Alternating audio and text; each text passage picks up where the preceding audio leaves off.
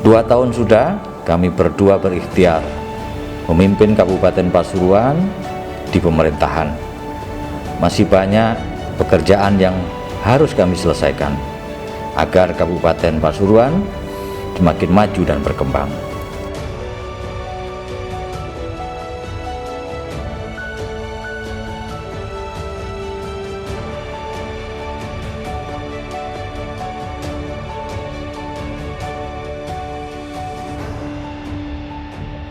Namun di tahun kedua kami memimpin, ada satu cobaan yang menjadi kendala. Pandemi yang datang menjadi hambatan program, menjadi tantangan yang harus kami carikan solusinya. Namun pandemi bukan menjadi sebuah alasan. Visi misi kami berdua tetap harus direalisasikan demi menjadikan masyarakat Kabupaten Pasuruan yang sejahtera dan maslahat.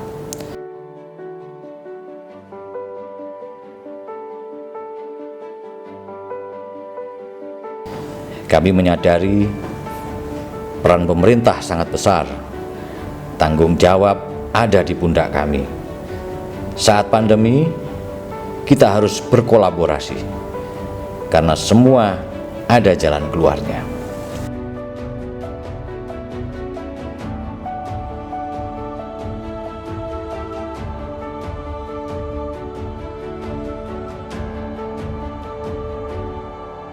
Kesehatan dan sektor ekonomi terganggu. Lini pemerintahan tidak dipungkiri sedikit goyah. Beban masyarakat bertambah, tetapi semuanya harus kita hadapi. Ini adalah cobaan bagi seluruh umat manusia. Di balik pandemi ini ada hikmah yang kita dapati.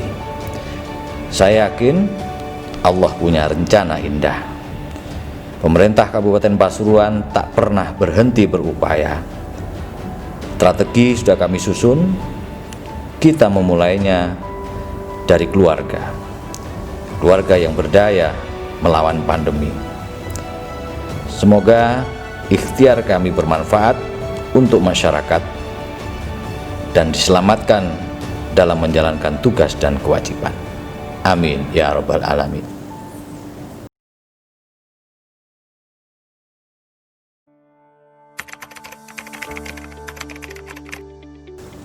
Ya, COVID-19 tentu menjadi masalah tersendiri bagi seluruh pemerintahan kabupaten kota di Indonesia ini.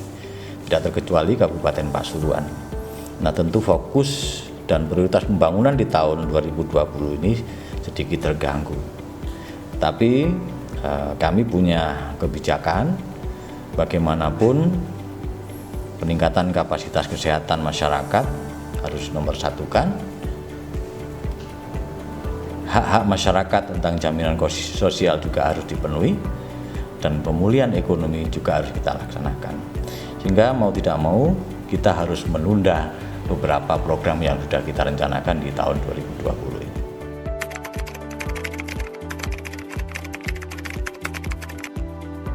Fokus kita di tahun kedua ini sebenarnya adalah peningkatan sumber daya manusia dan peningkatan pelayanan publik. Sehingga program-program yang sudah kita susun, baik yang berkaitan dengan peningkatan SDM para santri-santri kita, kemudian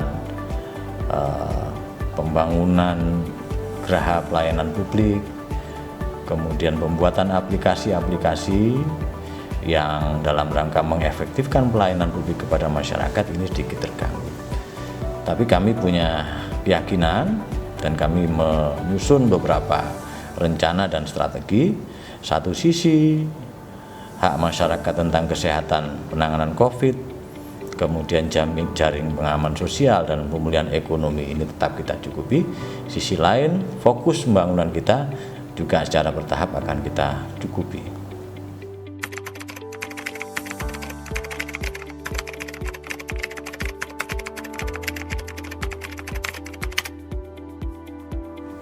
COVID-19 tentu juga sangat berpengaruh pada sektor industri yang ada di Kabupaten Pasuruan. Nah, salah satu yang kita laksanakan dalam mengantisipasi ini adalah memberikan dukungan dan bantuan sosial kepada para pekerja-pekerja yang dirumahkan atau bahkan diputus hubungan kerja mereka. Tapi ini sifatnya stimulan, sehingga saya harus menyiapkan beberapa program, terutama yang ke depan ini dalam rangka konektivitas infrastruktur dan dalam rangka meningkatkan investasi di Kabupaten Pasuruan. Kita sudah menyiapkan langkah-langkah terutama dalam rangka pemulihan ekonomi dalam jangka 1-2 tahun ke depan. Hal yang sudah kita lakukan adalah memberikan support, memberikan stimulan kepada para pekerja-pekerja kita. Di sektor pariwisata tentu ini yang juga menjadikan target pendapatan asli daerah kita terganggu dan bergeser, bahkan berkurang. Nah, sektor pariwisata ini sektor yang cukup luar biasa di Kabupaten Pasuruan. Di dalamnya ada sektor UMKM yang menyertai itu.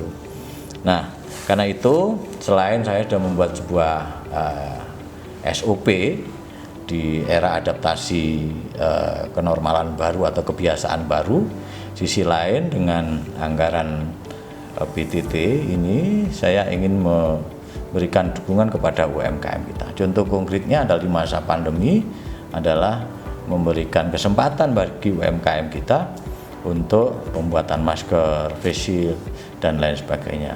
Dan itu alhamdulillah juga membawa dampak, paling tidak bisa memberikan sedikit nafas bagi UMKM kita. Ke depan tentu kita harus dorong lagi sektor pariwisata kita, kemudian UMKM yang menyertai dengan memberikan fasilitas-fasilitas terutama marketing secara online, pemasaran secara online, dan peningkatan produktivitas yang lainnya melalui kegiatan-kegiatan pelatihan-pelatihan dan meningkatkan kapasitas produksi para UMKM kita.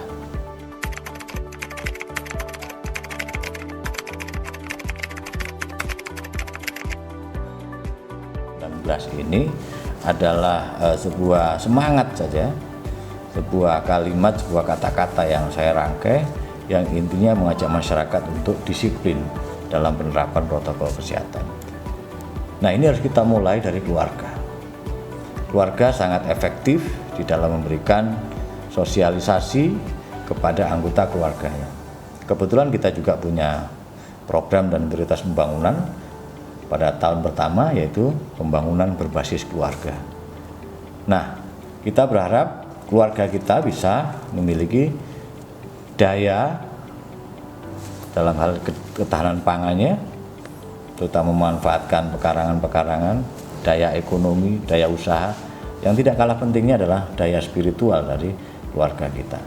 Upaya-upaya yang kita lakukan, ikhtiar lahir terus kita lakukan, pendisiplinan masyarakat kita lakukan, tapi yang tidak kalah pentingnya adalah upaya dan ikhtiar kita kepada Allah Subhanahu wa Ta'ala untuk terus berdoa.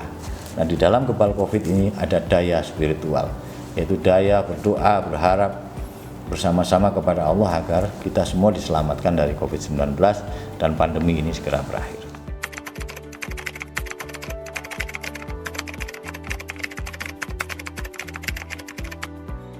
Ya, jadi saya sangat memahami dengan kondisi masyarakat yang sudah semakin jenuh, yang sudah lelah, ya.